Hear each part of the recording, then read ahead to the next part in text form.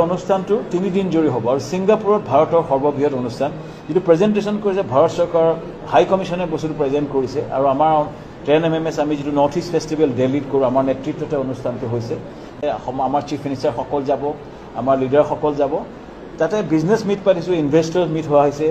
তাৰ লগতে দুদিন এক্সিবিশন হ'ব 20 আৰু 21 ছেপ্টেম্বৰ তাতে চাহৰ চেম্পলিং হ'ব তাতে খাদ্যৰ এটা ডাঙৰ প্ৰদৰ্শন হ'ব 150 জনীয়া এটা কালচাৰেল ট্ৰুপ যাব বিহু সত্ৰিয়া আমাৰ বিভিন্ন নৃত্য প্ৰদৰ্শন হ'ব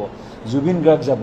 আমাৰ এটা বৃহৎ এটা ফেশ্বন শ্ব' হ'ব 8 গৰাকী ডিজাইনাৰ আৰু এটা চাবলৈ মতা হৈছে বিভিন্ন ৰাষ্ট্ৰদূত সকল আৰু তাৰ লগতে ছিংগাপুৰত থকা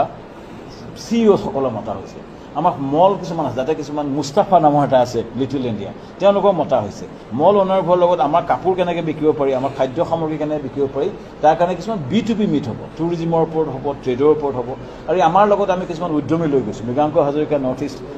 আমাৰ যিটো ৰেষ্টুৰেণ্ট হোটেল এছ'চিয়েশ্যনৰ ফালৰ পৰা যাব আমাৰ ডেভিড গগৈ তেখেতে জিৰান ব্ৰিক্স ষ্টাৰ্টআপ এণ্টাৰপ্ৰেনাৰ তেওঁ যাব ঋষি ৰাজৰ তেওঁলোকৰ চাফৰ এজি যাব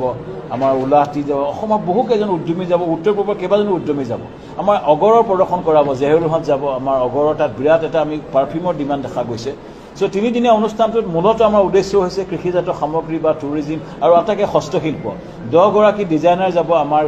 এৱাৰ্ড উইনিং আমাৰ হস্তশিল্প তাতে প্ৰদৰ্শন হ'ব সো আমাৰ মূলত উদ্যমী মূলত প্ৰদৰ্শন হ'ব